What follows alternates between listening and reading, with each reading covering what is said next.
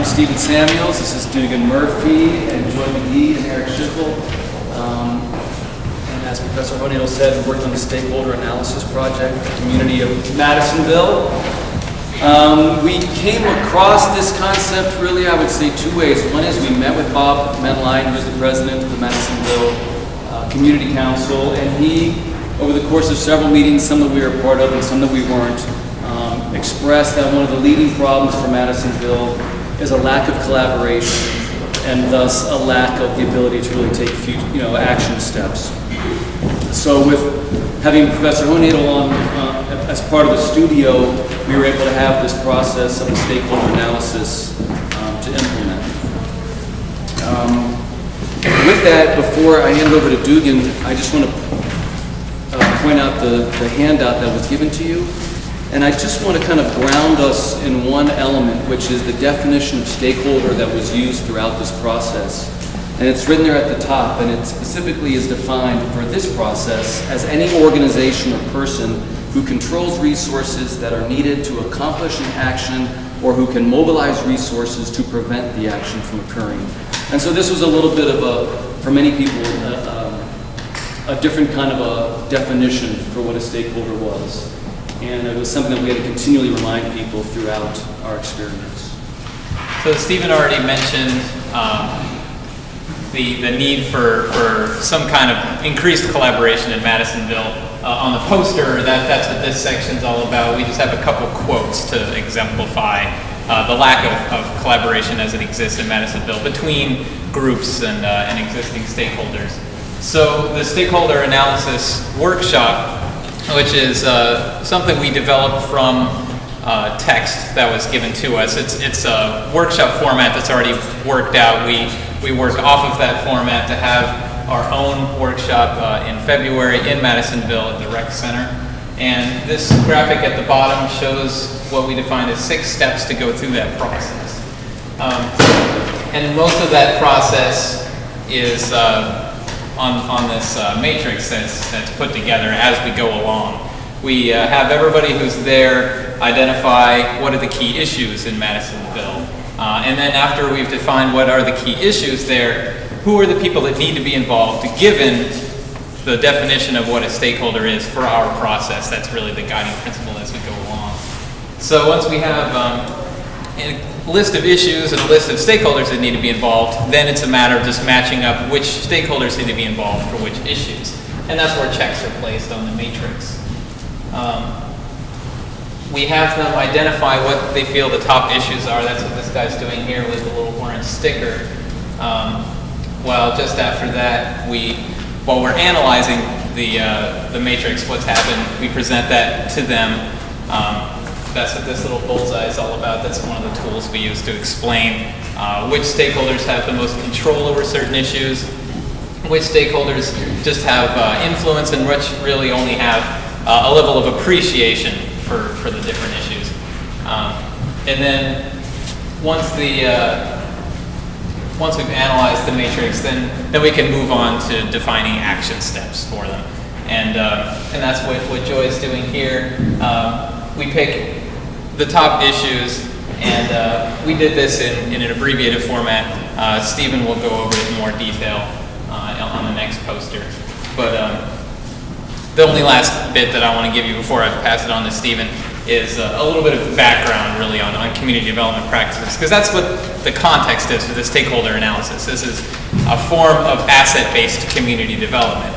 And community development is something that's really a very late 20th century phenomenon. And asset-based community development is even more recent than that. And it's really born just out of the prescriptions for urban blight that first people were really starting to pay attention to in the early 20th century. It's a pretty simple trend in historical trends that I just laid out on the top there. But really it's just going into urban renewal trends as one solution. But the problem with urban renewal as a solution for urban blight, the community is disregarded. So then community input planning was the trend that was more in the 70s and 80s where planners started taking input from the community, but now we're getting into asset-based community development, and that's where it's really the people in the community driving for themselves. Thank you, Disco Dugan. That's all I was smiling at.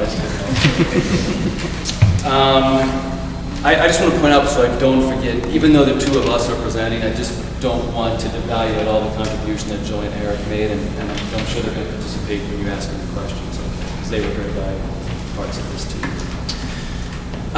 So this board really gets into the analysis and the results of the workshop, and as a result of really a lack of time, because the stakeholder analysis could have gone on for days, we probably only had about an hour left in the morning to really kind of dig deeper and find out what kind of action steps could be taken with the stakeholders that were identified. So to do that with such a limited amount of time, as Disco Dugan mentioned, based on how many dots they placed on issues, we chose blight and education to focus on. And so the group of community members brainstormed, and out of the list of stakeholders that they had identified in the beginning of the day, and based on the checks that they made next to the issues, these here are the list of stakeholders that apply to blight and the list of stakeholders that apply to education. Then they brainstormed on action steps for each of these issues. And then we were able to define how the stakeholders were, how they could contribute to these action steps. And so when one really kind of stood back at the end of the day, the community was able to see, I think, in a whole new light, how people can collaborate, how responsibilities can be divvied up between the different stakeholders, how a stakeholder like, let's say, the banks can have a part in both program awareness and strategy and financing. I do want to point out that some of these are not identified with the stakeholder, and the only reason is because of the lack of time. We just said, okay, we've made some headway, let's move on to the next issue. So we actually wanted to highlight that this is incomplete because there's a lot more work for Madisonville to do. Cleared it up because that's what's been on my eye. Yeah, well, we wanted to really make that a factor. In fact, Thank you for as this, clearing it up. yeah, and the wonderful news is the community was so happy with what we did that Bob Menline has agreed to take the subcommittees of the Madisonville Community Council and delegate these issues to them so that they can take the next steps and actually, finish what we've started. And in closing, I just want to say that we gave everyone surveys at the end of the process, and we analyzed the results of their feedback. And of the 5 or 6 questions, we highlighted 4 that took place on our poster. The first one being that the definition of stakeholder used today helped me to clarify the roles that different organizations in Madisonville can take for collaboration and action. And the dark red indicates that they extremely felt that was a true comment, all the way to a yellow, which is indifferent. And you can see if you look across the board that people had a very positive response to the experience. This says, as a result of this workshop, I'm more confident that action can be taken. A lot of people felt confident about that. The one that really had the best reviews were, I would recommend this process for other communities. So we felt very proud of what we did, knowing that people would want to perhaps do this again or suggest it to other places in Cincinnati. And I think that's our closing.